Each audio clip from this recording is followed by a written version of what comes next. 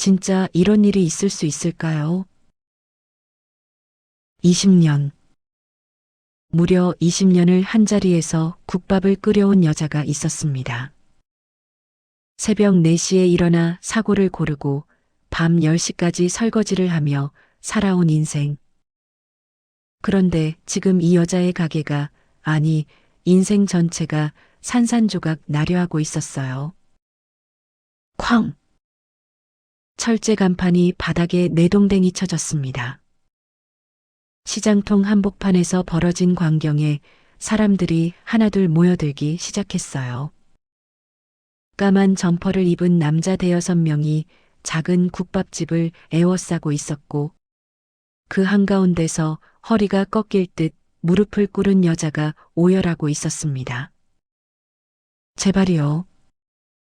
제발 한 달만 더 봐주세요. 여자의 목소리가 갈라지며 처절하게 울려 퍼졌어요. 얼마나 무서웠을까요? 얼마나 억울했을까요? 이 여자에게 도대체 무슨 일이 있었던 걸까요? 그런데 말입니다. 바로 그때 시장통 골목 저 끝에서 번쩍이는 검은 차 한 대가 나타났습니다. 아니, 한 대가 아니었어요. 2대, 3대. 줄줄이 이어진 고급 세단 행렬에 사람들의 웅성거림이 커져갔죠. 차 문이 열리고 중절모를 쓴 한 노신사가 천천히 걸어 나왔습니다. 그리고 그 노인이 입을 열었을 때 세상이 뒤집어지기 시작했어요. 이야기는 2달 전으로 거슬러 올라갑니다. 본격적인 사연을 시작하기 전에 지금 이 이야기를 어디에서 듣고 계신지 댓글로 한번 남겨주세요. 그리고 아직 구독과 좋아요를 누르지 않으셨다면 지금 바로 눌러주세요. 여러분의 작은 응원이 더 좋은 사연을 들려드리는 원동력이 됩니다. 자, 이제 진짜 이야기를 시작해 볼게요. 서울 외곽에 작은 재래시장이 있었습니다. 사람들이 그곳을 정든시장이라고 불렀어요. 이름 그대로 정이 넘치는 곳이었습니다. 좁은 골목 양옆으로 반찬 가게, 생선 가게, 과일 가게가 다닥다닥 붙어 있었고, 그 한복판에 순회네 국밥이라고 쓰인 낡은 간판이 있었어요. 간판의 주인 김순애. 올해 54살인 이 여자의 하루는 늘 새벽 4시에 시작됐습니다. 아직 해가 뜨기도 전 어둑어둑한 시장 골목에 불이 켜지면 그게 바로 순회네 국밥이 문을 열었다는 신호였죠. 커다란 솥에서 보글보글 끓어오르는 사골 국물 냄새가 골목 전체를 감쌌어요. 그 냄새를 맡으며 시장 상인들이 하나둘 일어나기 시작했으니까요. 이 국밥집에는 특별한 것이 없었습니다. 화려한 인테리어도 맛집 방송 출연 경력도 없었어요. 고작 테이블 6개가 전부였고 바닥은 닳고 닳아 무늬조차 알아보기 힘들었죠. 메뉴판도 누렇게 변색되어 있었습니다. 그런데 이상한 일이었어요. 아침마다 이 작은 가게 앞에 줄이 섰거든요. 새벽 5시 반 첫 손님이 들어오면 그때부터 오전 내내 사람이 끊이지 않았습니다. 대기업 임원부터 일용직 노동자까지 별별 사람들이 이 작은 국밥집을 찾아왔어요. 다들 같은 말을 했습니다. 여기 국밥 먹으면 기운이 나. 비결이 뭐냐고요? 글쎄요, 순애는 그냥 웃기만 했어요. 사실 대단한 비법 같은 건 없었거든요. 그저 새벽마다 직접 사골을 고르고 12시간 이상 정성껏 우려내고 손님 한 분 한 분께 따뜻한 말 한마디 건네는 것. 그게 다였습니다. 순애는 손님들의 얼굴을 하나하나 기억했어요.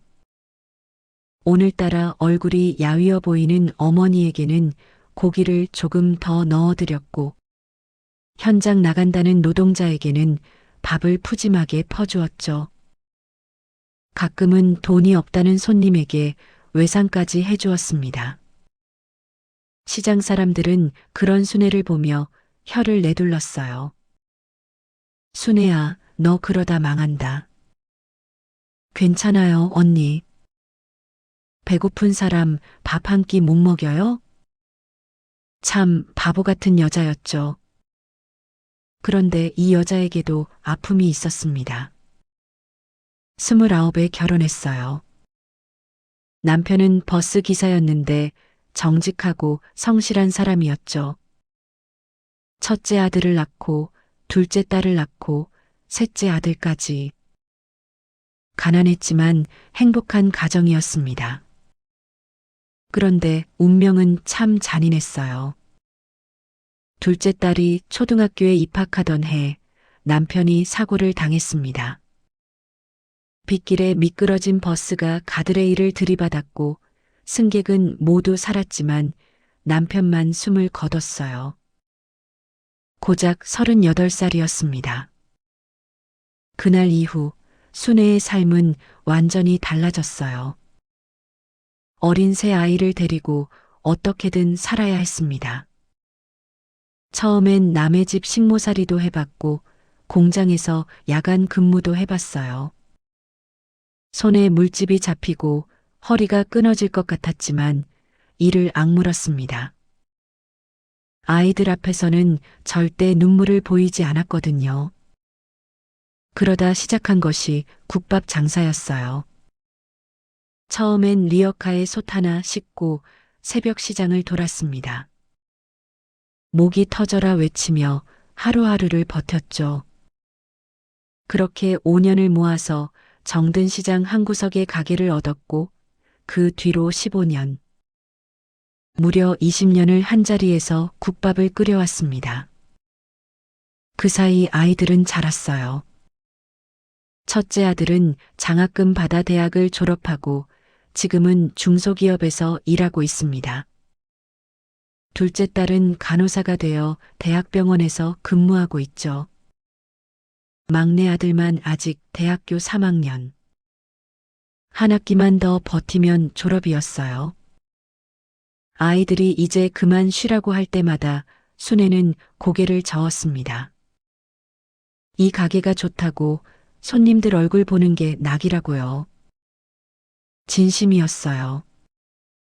새벽마다 일어나 사고를 고르고 단골 손님들과 안부를 나누고 밤에 가게 불을 끄며 하루를 마무리하는 것. 그게 순애에게는 삶 그 자체였으니까요. 힘들어도 행복했습니다. 아이들 키워낸 자리, 남편과의 추억이 서린 자리. 이 작은 국밥집이 순애에게는 성 같은 곳이었어요. 그런데 말이죠. 그 성이 무너지기 시작한 건 2달 전 어느 날이었습니다. 그날도 평범한 하루였어요. 점심 장사를 마치고 순애가 설거지를 하고 있을 때였습니다. 가게 문이 드르륵 열리더니 낯선 남자가 들어왔어요. 한눈에 봐도 비싼 양복에 손목에는 금빛 시계가 번쩍였죠. 머리카락에 기름을 번들번들하게 바른 30대 남자였습니다. 순애는 반갑게 인사했어요. 국밥 드시겠냐고 물었죠. 오늘 사골이 잘 우러나서 맛있다고요. 남자가 손을 휘휘 저으며 말을 끊었습니다. 됐고요. 여기 사장이 김순애 씨 맞죠? 저 이 건물 새 주인입니다. 남자의 목소리는 차갑고 건조했어요. 순애는 손에 들고 있던 행주를 내려놓으며 눈을 깜빡였습니다. 건물이 팔렸다는 이야기는 들었지만 새 건물주를 직접 만나게 될 줄은 몰랐거든요. 순애가 상냥하게 빈자리를 권했지만 남자는 눈도 깜짝하지 않고 가게를 둘러보기 시작했어요. 마치 무슨 벌레라도 보는 듯한 눈빛이었습니다. 남자의 입에서 나온 첫마디는 가게에 기름 냄새가 심하다는 불평이었어요. 순애의 얼굴이 살짝 굳었지만 애써 웃음을 유지했습니다. 국밥집이라 어쩔 수 없다고, 환기는 자주 시킨다고 변명했죠.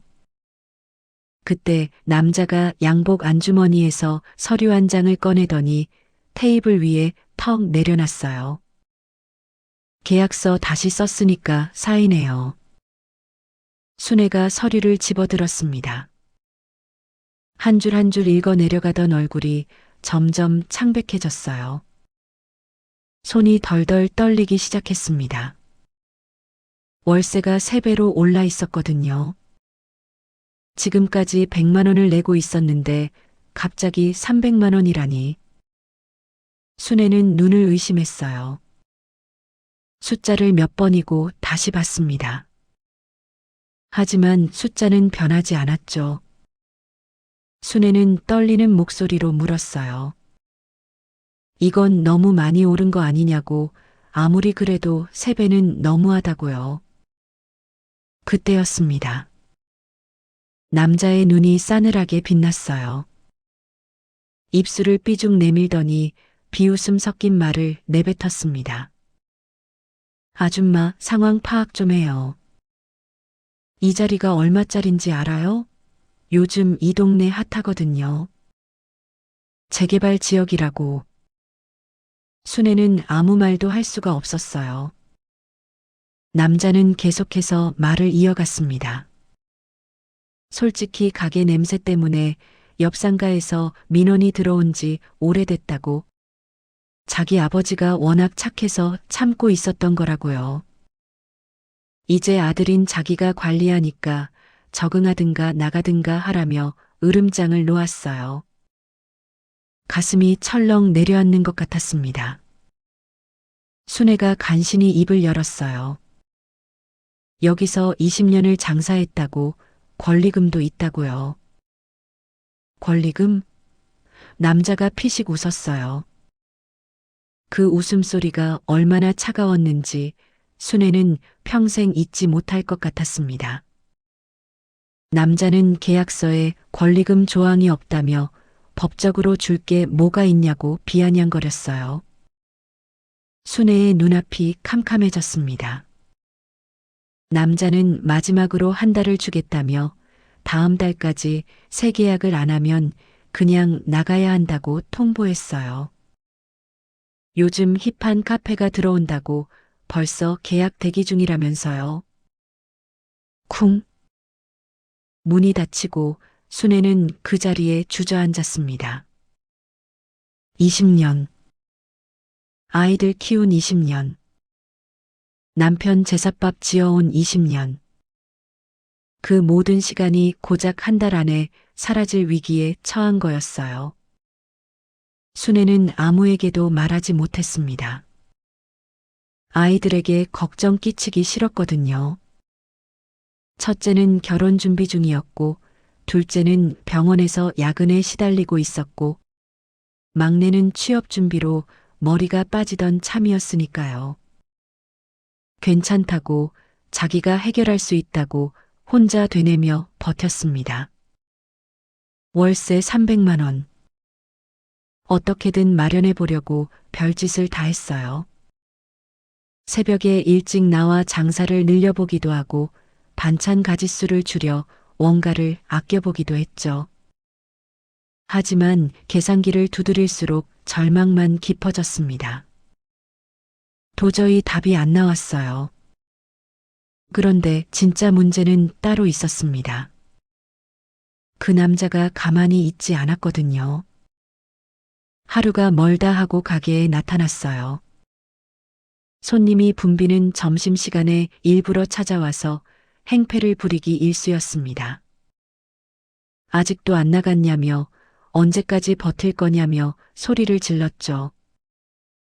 어떤 날은 보건소에서 위생단속반을 보내기도 했고, 어떤 날은 가게 앞에 쓰레기를 잔뜩 쌓아놓기도 했어요. 손님들이 눈치를 보기 시작했습니다. 단골들조차 발걸음이 뜸해졌어요. 순애의 눈 밑에 다크서클이 짙어져 갔습니다. 밤마다 잠이 오지 않았어요. 새벽 4시에 일어나야 하는데 2시, 3시에 눈이 떠져서 천장만 바라봤죠. 남편 영정사진 앞에서 몇 번이나 울었는지 모릅니다. 여보, 나 어떡해. 어둠 속에서 순애의 흐느낌만이 가게를 채웠어요. 그렇게 보름이 지났을 때였습니다. 운명 같은 일이 일어났어요. 비가 내리는 목요일 오후였습니다. 점심시간이 끝나고 손님이 뜸해진 시간, 순애는 홀로 테이블을 닦고 있었어요. 마음이 무거웠습니다. 남은 보름. 고작 보름 뒤면 이 가게를 떠나야 할지도 모른다는 생각에 한숨이 절로 나왔죠. 그때 가게 문이 열렸습니다. 삐걱. 고개를 든 순애의 눈에 한 노인이 들어왔어요. 깜짝 놀랄 수밖에 없었습니다. 옷이 다 해져 있었거든요.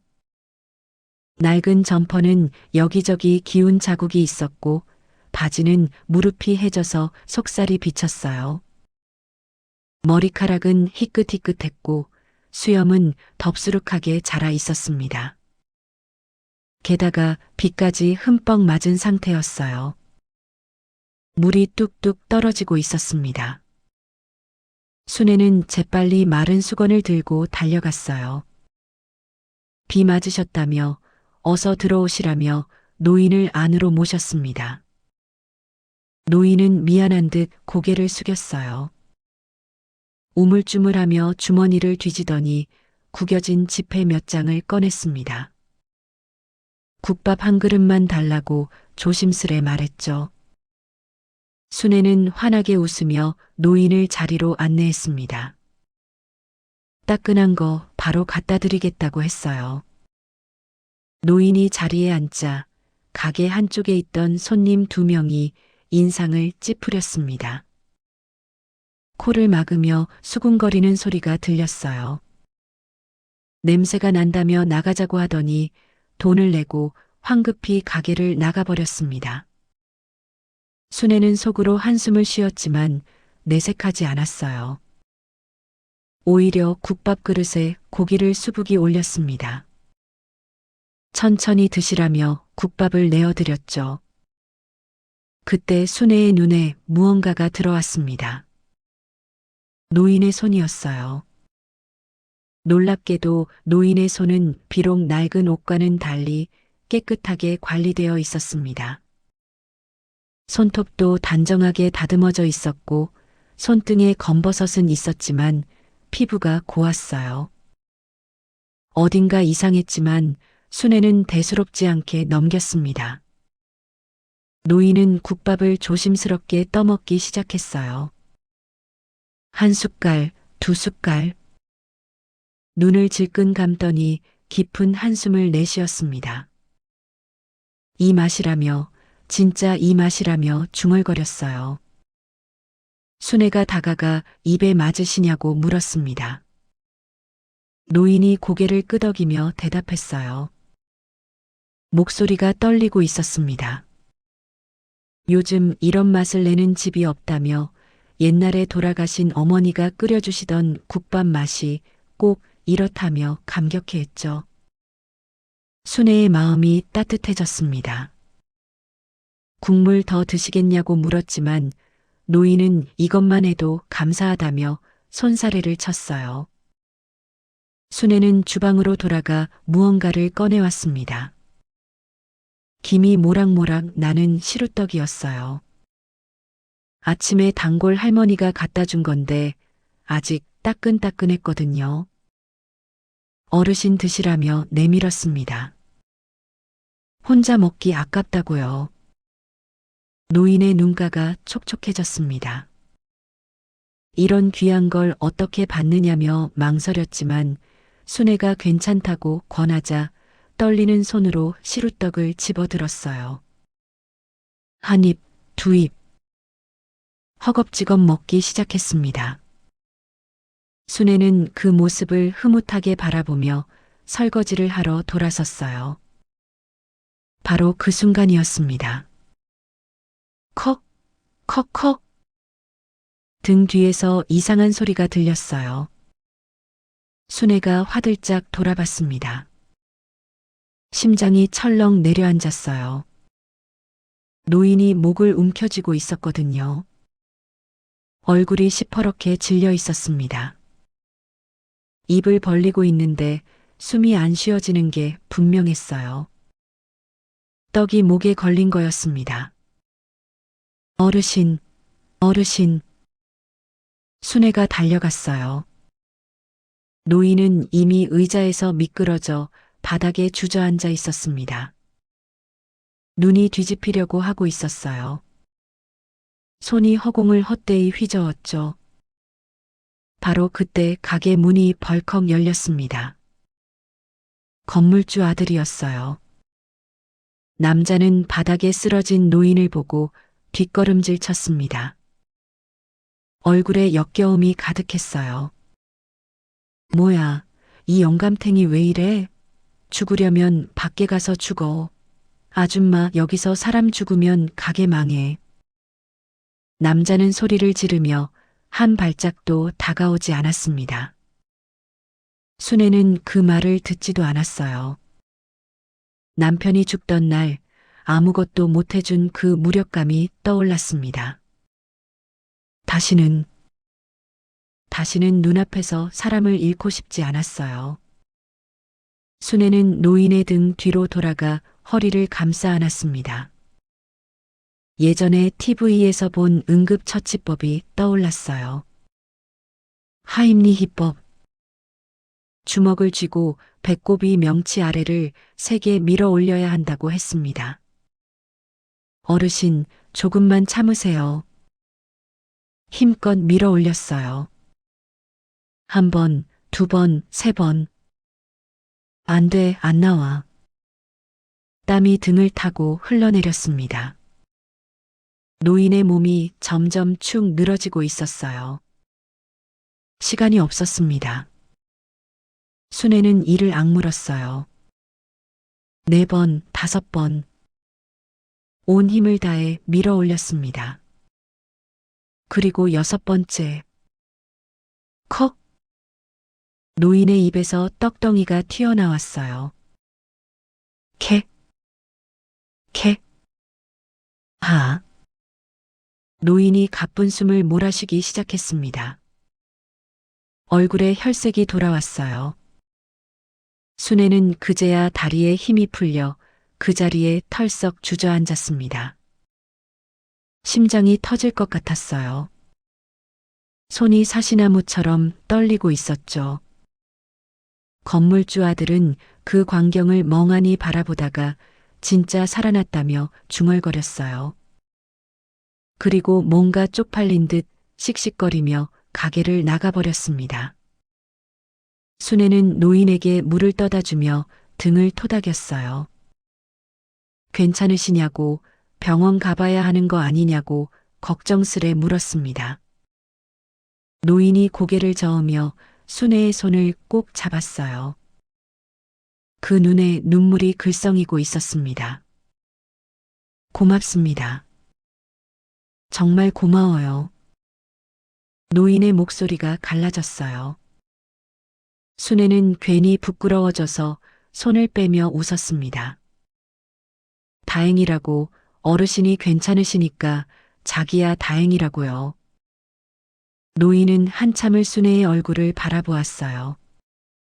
마치 무언가를 기억하려는 것처럼. 그리고 천천히 일어나 주머니에서 구겨진 지폐를 꺼냈습니다. 국밥값이라며 내밀었죠. 순애가 손사래를 쳤어요. 됐다고, 오늘은 그냥 가시라고요. 어르신이 숨 넘어갈 뻔했는데 무슨 돈을 받겠냐며 사양했습니다. 노인이 한참을 망설이다가 고개를 깊이 숙였어요. 은혜는 반드시 갚겠습니다. 그 한마디를 남기고 비가 내리는 골목으로 사라졌습니다. 순애는 그 뒷모습을 바라보며 혼잣말을 했어요. 참 특이한 어르신이라고요. 그때는 몰랐습니다. 그 노인이 누구인지, 그리고 그날의 선행이 자신의 인생을 어떻게 바꿔놓을지. 그 일이 있고 나서도 순애의 고난은 끝나지 않았어요. 아니, 오히려 더 심해졌습니다. 건물주 아들은 마치 그날 일이 자기 망신이라도 된 것처럼 순애를 더욱 괴롭히기 시작했거든요. 거의 매일 가게에 나타나서 행패를 부렸어요. 그 영감탱이한테 떡 먹이다 죽을 뻔한 거 다 봤다며 경찰에 신고하면 어떻게 되겠느냐며 협박했습니다. 과실치사 미수라느니 영업정지감이라느니 말도 안 되는 소리를 늘어놓았죠. 억지였어요.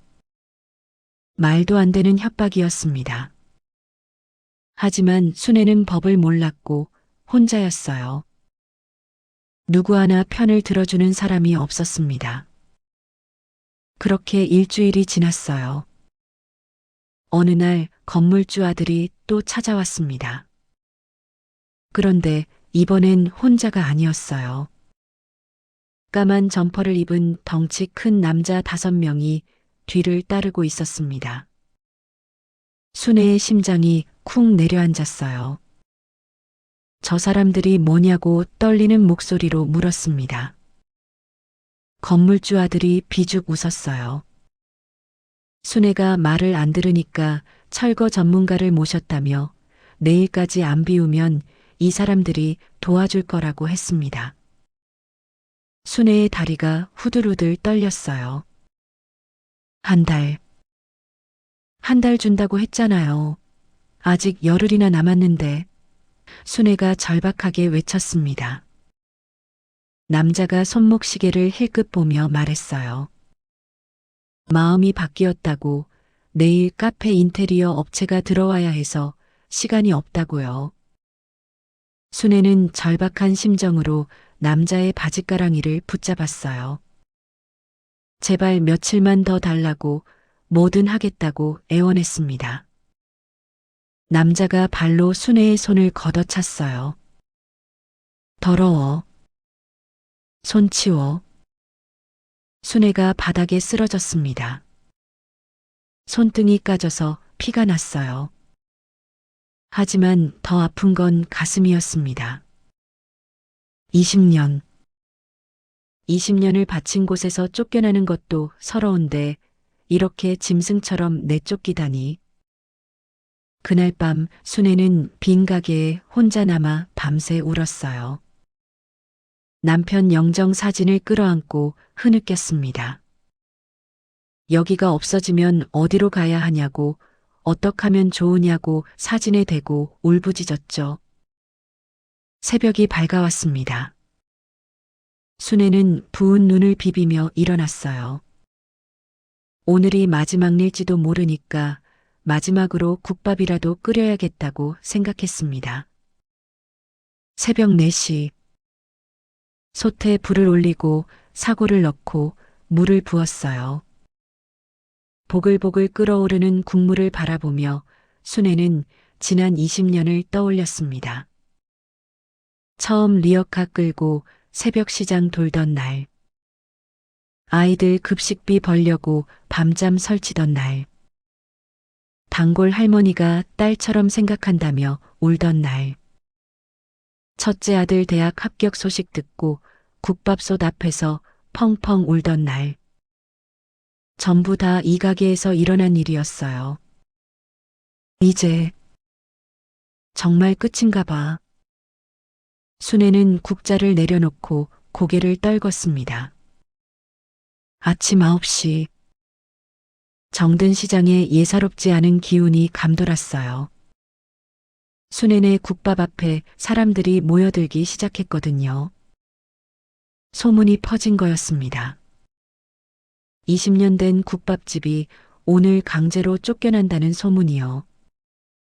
단골 할머니들이 눈물을 훔치며 다가왔어요.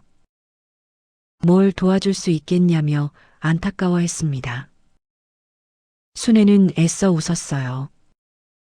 괜찮다고, 그동안 감사했다고요. 그때였습니다. 골목 저쪽에서 검은 승합차 2대가 나타났어요. 차 문이 열리고 어제 봤던 까만 점퍼 남자들이 우르르 내렸습니다. 그리고 그 뒤를 따라 건물주 아들이 나타났죠. 선글라스를 끼고 양손을 호주머니에 찔러 넣은 채 실룩실룩 웃고 있었어요. 아줌마 약속 시간이야. 남자의 목소리가 시장통에 울려 퍼졌습니다. 순애의 얼굴이 창백해졌어요. 사람들이 웅성거리기 시작했습니다. 하지만 누구도 나서지 못했어요. 덩치 큰 남자 5명이 가게를 에워싸고 있었으니까요. 건물주 아들이 손가락을 튕겼습니다. 시작해. 남자들이 가게 안으로 들이닥쳤어요. 쾅! 쩌렁! 테이블이 뒤집어지고 의자가 날아갔습니다. 냄비가 바닥에 떨어져 국물이 사방에 튀었어요. 순애가 울부짖으며 남자들을 막으려 했지만 힘에 부칠 수밖에 없었습니다. 안 돼요.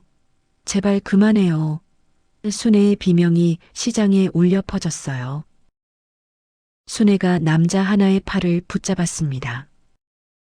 하지만 남자는 순애를 밀쳐버렸어요. 쿵! 순애가 바닥에 내동댕이 쳐졌습니다. 허리를 세게 부딪혀서 비명이 터져 나왔어요. 시장 사람들이 비명을 질렀습니다. 사람 죽는다고, 경찰 부르라고요. 하지만 건물주 아들은 비웃기만 했어요. 불러보라고. 민사 문제는 경찰도 못 건드린다고요. 순애는 바닥에 엎드린 채 흐느꼈습니다. 손등이 피범벅이었고 허리는 뜨끈뜨끈 아팠어요. 하지만 몸보다 마음이 더 아팠습니다. 이렇게 끝나는 거구나. 절망이 파도처럼 밀려왔어요. 바로 그 순간이었습니다. 빵빵. 골목 저쪽에서 경적 소리가 울렸어요. 사람들이 고개를 돌렸습니다. 순애도 고개를 들었어요. 눈물로 흐릿한 시야에 뭔가가 보였습니다. 검은색 세단 한 대. 아니, 한 대가 아니었어요. 2대, 3대, 4대. 번쩍번쩍 빛나는 고급 세단들이 줄줄이 골목으로 들어오고 있었습니다. 좁은 시장통이 갑자기 호텔 입구처럼 변한 것 같았어요. 사람들의 입이 떡 벌어졌습니다. 저게 뭐냐며, 대기업 회장 차 아니냐며 웅성거렸어요. 건물주 아들도 당황한 기색이 역력했습니다. 맨 앞 세단의 문이 열렸어요. 먼저 내린 건 양복을 빳빳하게 차려입은 남자들이었습니다. 경호원인 게 분명했어요. 그들이 도열하자 뒷문이 열리고 한 사람이 천천히 걸어 나왔습니다. 중절모를 쓴 노신사. 지팡이를 짚고 있었지만 허리는 꼿꼿했어요. 맞춤 양복에 은빛 커프스 단추가 빛나고 있었습니다. 순애는 눈을 비볐어요. 저 얼굴, 어디서? 그때 노인이 순애를 향해 걸어오기 시작했습니다. 한 걸음, 2 걸음. 가까워질수록 순애의 눈이 커졌어요. 그 얼굴. 비 맞고 들어와 국밥을 먹던 그 노인이었습니다. 떡이 목에 걸려 죽을 뻔했던 그 노인. 하지만 오늘은 완전히 다른 사람 같았어요. 당당한 걸음걸이, 위험 있는 눈빛. 아무리 봐도 꼬질꼬질한 노인이 아니었습니다. 노인이 순애 앞에 멈춰 섰어요. 그리고 주름진 손을 내밀어 순애를 일으켜 세웠습니다. 일어나라며, 땅바닥에 앉아 있을 뿐이 아니라며요. 순애는 영문도 모른 채 비틀거리며 일어났어요. 어르신. 그때 그 어르신? 순애가 더듬더듬 물었습니다. 노인이 빙그레 웃었어요. 그때 국밥값을 아직 못 갚았다며요. 그때 건물주 아들이 앞으로 나섰습니다. 뻔뻔하게 웃으며 누구시냐고, 남의 건물인데 허락 없이 들어오면 안 된다고 훈수를 뒀어요. 노인이 천천히 고개를 돌렸습니다. 차가운 눈빛이 건물주 아들을 훑었어요. 남의 건물? 그때 노인의 옆에 서 있던 양복 입은 남자가 앞으로 나섰습니다. 손에 서류 묶음을 들고 있었어요. 제가 설명드리겠습니다. 비서로 보이는 남자가 서류를 펼쳤습니다. 방금 이 건물을 포함해 이 블록 전체의 매입 계약이 완료되었다고 했어요. 계약금 40억은 1시간 전에 입금되었고 잔금 120억은 오늘 중으로 처리된다고요. 법적으로 이 건물의 소유주는 이동식 회장님이시라고 발표했습니다. 시장이 발칵 뒤집어졌어요. 사람들이 웅성거렸습니다. 이동식이라며, 그 대성건설 이동식 회장이냐며요. 순애도 두 눈이 휘둥그레졌어요. 대성건설. 그 이름은 순애도 알았습니다. 전국의 아파트, 쇼핑몰, 호텔을 짓는 굴지의 건설사. 뉴스에서도 수없이 들었던 이름이었어요. 그런데 그 회장님이, 그 꼬질꼬질한 노인이, 이동식 회장이 순애에게 다가왔어요. 일부러 그런 모습으로 찾아다닌 거라며 미안하다고 했습니다. 요즘 사람들이 겉만 보고 판단하니까 진심으로 대해주는 사람을 찾고 싶었다고요. 순애는 멍하니 서 있을 수밖에 없었어요. 저는 그냥 배고파 보이셔서. 순애가 더듬거렸습니다. 회장이 빙그레 웃었어요. 그 그냥이 자기를 살렸다고 했습니다. 다른 데선 다 쫓겨났다고요. 냄새난다고, 거지 같다고. 근데 여기선 국밥에 고기까지 올려주고 떡까지 줬다며요. 자기가 죽을 뻔했을 때 회장의 눈이 건물주 아들을 향했어요. 눈빛이 칼처럼 날카로워졌습니다. 저놈은 죽으려면 밖에서 죽으라고 했다며, 하지만 이 사장님은 자기 목숨 걸고 자신을 살렸다고 했습니다. 건물주 아들의 얼굴이 시뻘겋게 달아올랐어요. 회장이 한 발 다가섰습니다. 그 남자가 순애에게 한 짓을 다 안다고 했어요. 월세 3배 올리고 협박하고 오늘은 사람까지 때렸다며요. 건물주 아들이 헛웃음을 쳤습니다. 아직도 상황 파악이 안 된 모양이었어요. 할아버지가 건물 샀으면 뭐 어쩌냐며, 자기 아버지한테 말하면 금방 해결된다며 큰 소리를 쳤습니다. 자기 아버지도 건설업계에서 일한다고요. 원태건설 이원태. 그 사람 아들이지? 회장의 한마디에 건물주 아들의 얼굴이 굳었어요. 회장이 뒤에 서 있던 비서에게 손짓했습니다. 원태건설이 대성그룹이랑 하청 계약이 몇 개나 있냐고 물었죠. 비서가 서류를 넘기며 대답했어요. 현재 진행 중인 프로젝트가 7개, 계약 규모로 약 500억 원이라고요. 다 끊어. 네, 다 끊으라고. 오늘부로. 시장이 조용해졌어요. 건물주 아들의 얼굴에서 핏기가 싹 빠졌습니다. 잠깐이라고, 그건 아버지 회사 일이지 자기랑 무슨 상관이냐고 더듬거렸어요. 회장이 차갑게 말했습니다. 자식 교육 못 시킨 건 부모 책임이라고. 아버지한테 잘 전하라고요. 사람 귀하게 모르면 이렇게 된다고. 건물주 아들의 무릎이 꺾이기 시작했어요. 자존심이고 뭐고 없었습니다. 회장님, 죄송합니다.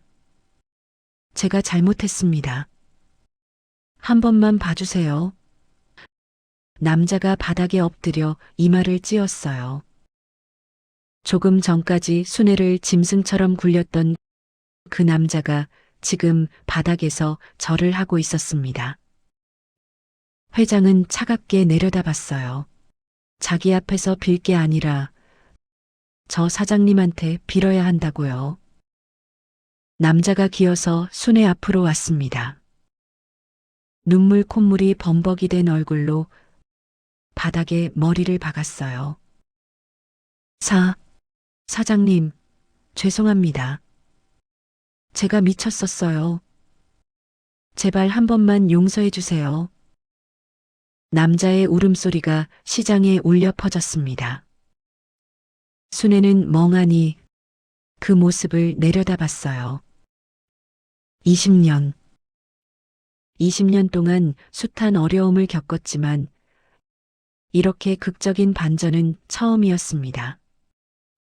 회장이 경호원들에게 손짓했어요. 저놈을 데리고 나가라고요. 경호원들이 건물주 아들의 팔을 잡고 끌어냈습니다. 용역 깡패들은 이미 도망가고 없었어요. 시장이 환호성으로 가득 찼습니다. 잘됐다. 쌤통이다. 순애 복 받았다며 사람들이 박수를 치며 뛰어다녔어요. 하지만 순애는 아직도 꿈인지 생시인지 분간이 안 갔습니다. 다리에 힘이 풀려 주저앉으려는데 회장이 순애의 손을 잡아주었어요. 아직 국밥값을 다 못 갚았다고 했습니다. 순애가 어리둥절해하자 회장이 품에서 낡은 봉투를 꺼냈어요. 자기 진심이니 받아달라고요. 순애가 떨리는 손으로 봉투를 열었습니다. 안에는 서류 한 장이 들어 있었어요. 건물 증여 계약서. 수증자 이름칸에 김순애라고 적혀 있었습니다. 순애의 눈에서 눈물이 쏟아졌어요.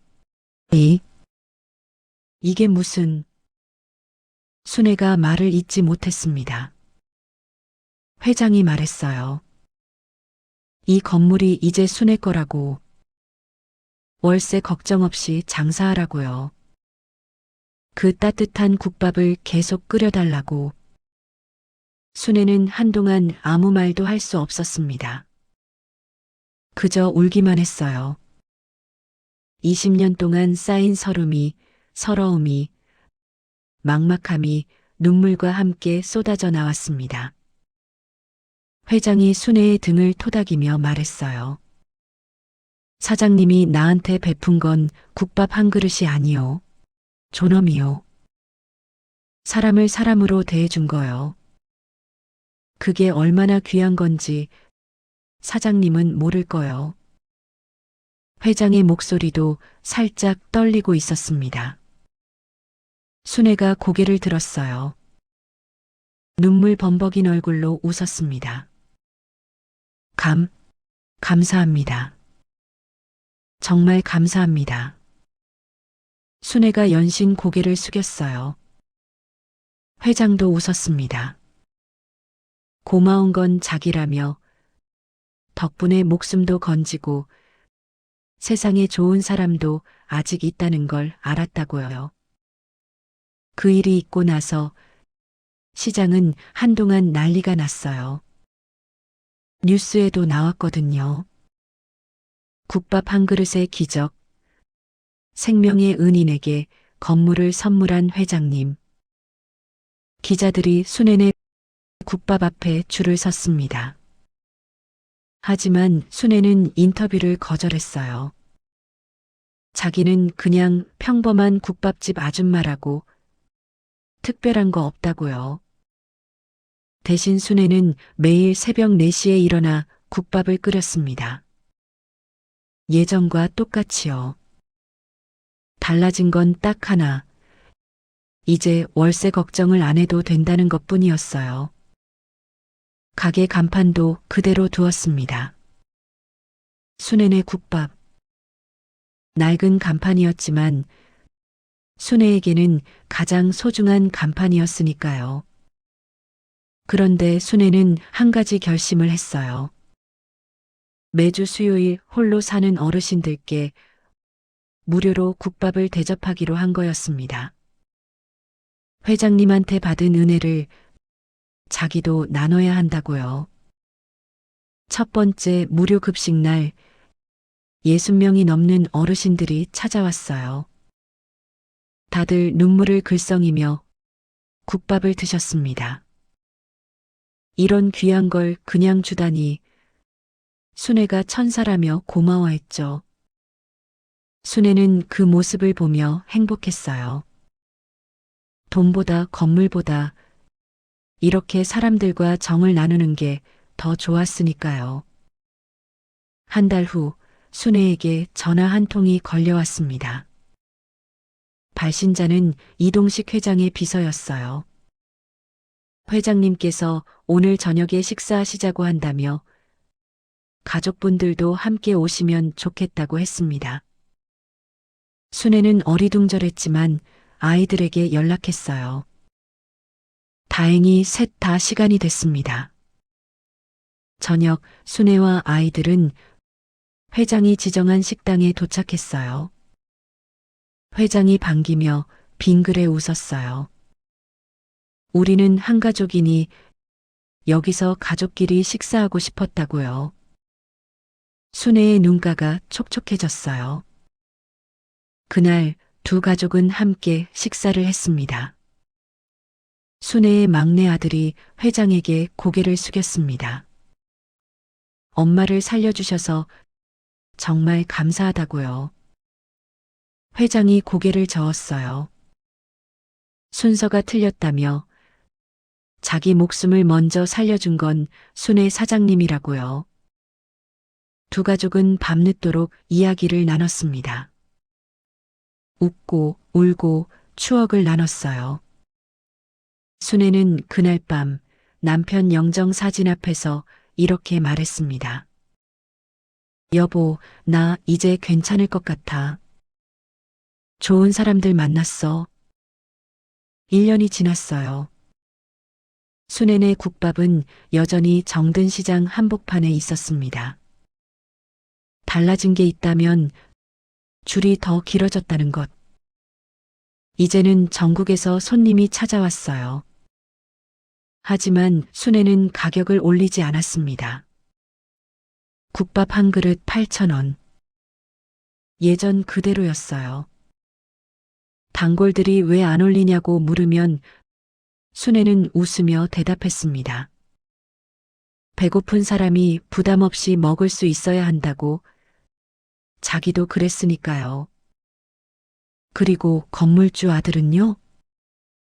결국 부도가 났습니다. 회장이 하청 계약을 끊은 뒤 원태건설은 급격히 기울기 시작했어요. 이곳저곳에서 손을 떼기 시작했거든요.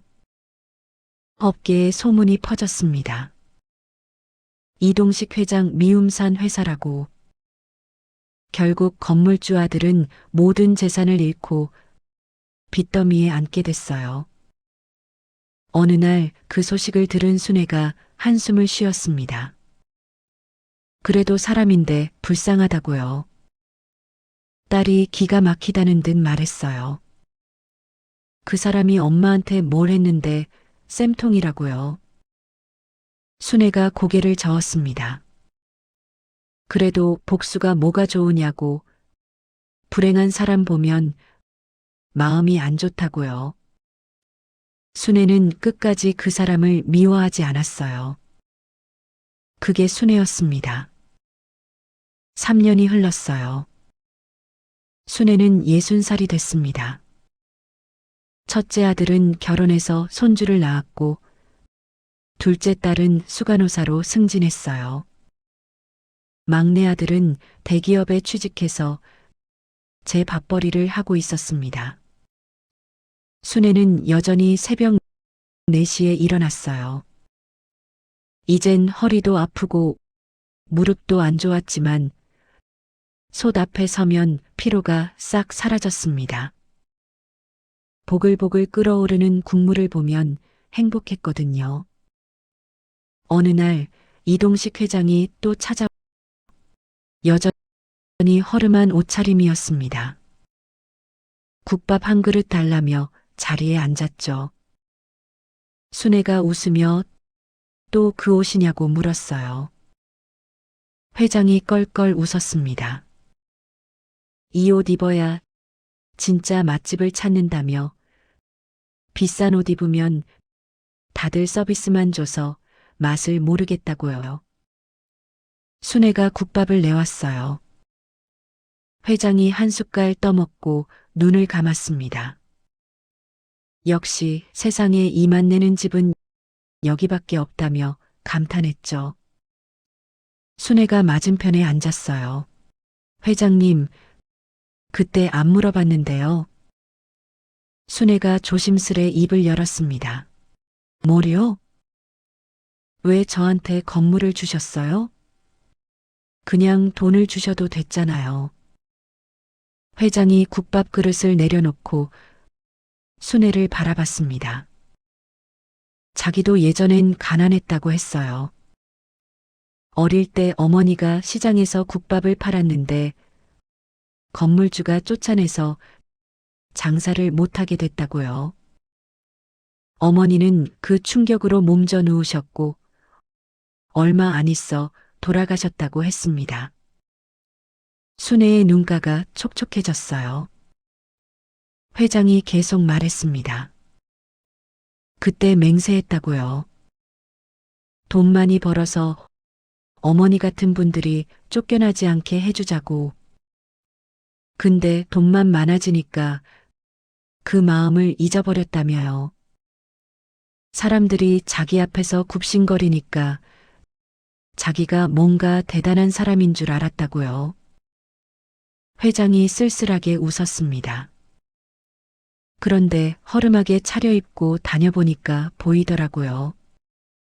진짜 좋은 사람과 가짜 좋은 사람이. 사장님은 진짜였소. 내가 꼬질꼬질한 노인이었을 때도 사람으로 대해줬으니까. 순애는 아무 말도 못하고 고개를 숙였어요. 회장이 순애의 손을 잡았습니다. 고맙다고 순애 덕분에 왜 돈을 벌었는지 다시 기억났다고요. 순애의 눈에서 눈물이 또르르 흘러내렸어요. 자기도 감사하다고 회장님 덕분에 인생이 바뀌었다고요. 두 사람은 한동안 말없이 앉아 있었습니다. 국밥솥에서 보글보글 소리가 울려 퍼졌어요. 따뜻한 국물 냄새가 가게 가득 퍼졌습니다. 5년 후 정든 시장은 재개발이 됐어요. 하지만 순애네 국밥은 그 자리에 그대로 있었습니다. 이동식 회장이 재개발 업체에 조건을 걸었거든요. 순애네 국밥만은 절대 손대지 말라고. 그래서 새로 지어진 깔끔한 상가 건물 한가운데 낡은 간판 하나가 남아 있었어요. 순애네 국밥. 사람들은 그걸 보고 기적의 국밥집이라고 불렀습니다. 순애는 65이 됐어요. 이제 아이들이 매일 가게를 그만두라고 난리였습니다. 이제 쉬라고 돈 필요 없잖냐고요. 하지만 순애는 고개를 저었어요. 여기가 좋다고 손님들 얼굴 보는 게 낙이라고요. 그건 진심이었습니다. 새벽마다 일어나서 사골을 고르고 국물을 끓이고 손님들에게 따뜻한 말 한마디 건네는 것.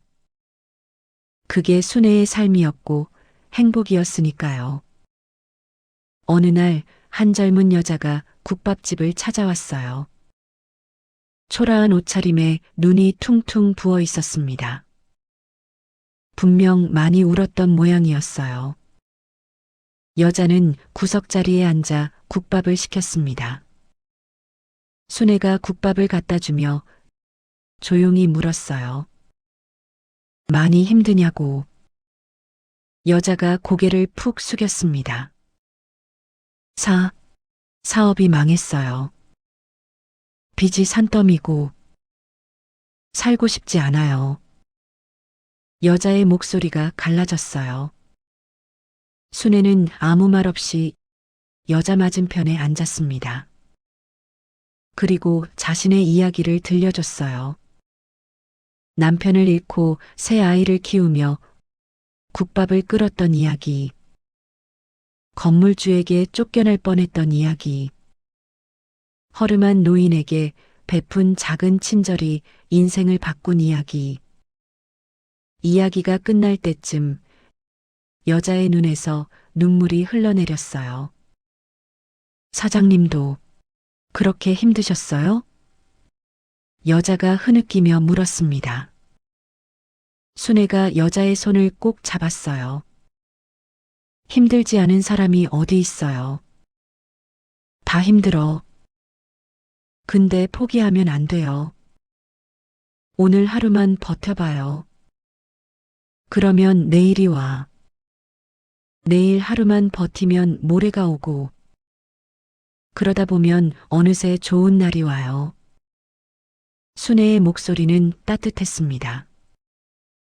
여자가 흐느꼈어요. 정말 그럴까요? 순애가 환하게 웃었습니다. 그럼요. 내가 증인이에요. 일단 따뜻한 거 드시라고. 배부르면 힘이 난다고요. 힘이 나면 또 살 수 있다고요. 여자는 그 국밥을 먹으며 한참을 울었습니다. 그리고 가게를 나서며 깊이 고개를 숙였어요. 감사합니다. 사장님 덕분에 다시 살아볼 용기가 났어요. 여자의 눈에는 눈물 대신 희망이 맺혀 있었습니다. 순애는 그 뒷모습을 바라보며 중얼거렸어요.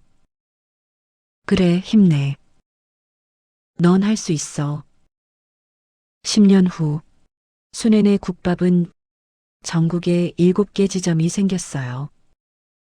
물론 순애가 확장한 게 아니었습니다.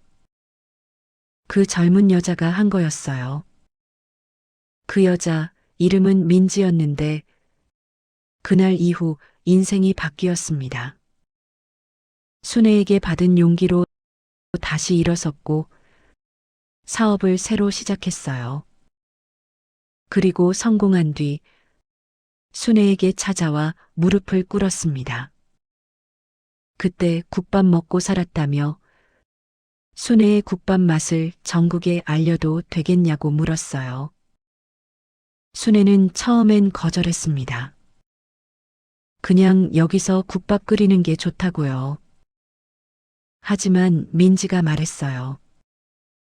사장님 같은 분이 더 많아졌으면 좋겠어요. 배고픈 사람한테 따뜻하게 국밥 내어주는 곳. 힘든 사람한테 위로 한마디 해주는 곳. 그런 곳이 전국에 있으면 얼마나 좋을까요? 순애는 한참을 생각하다가 고개를 끄덕였어요. 한 가지 조건이 있다고 했습니다. 가격 올리지 말라고. 그리고 매주 수요일에는 어르신들한테 무료로 주라고요. 민지가 두 손을 모았습니다. 약속하겠다고요. 그래서 지금 전국에 7개의 수내내 국밥이 있어요. 모든 지점에서 매주 수요일 홀로 사는 어르신들께 무료 국밥을 대접합니다. 가격은 여전히 8,000원. 순회의 원칙 그대로요. 순회는 이제 75이에요. 더 이상 가게에 나오지 못합니다. 무릎이 안 좋아져서 오래 서 있지 못하거든요. 하지만 매일 아침 첫째 아들이 국밥을 한 그릇 갖다 줘요. 순애는 그 국밥을 먹으며 창밖을 바라봅니다.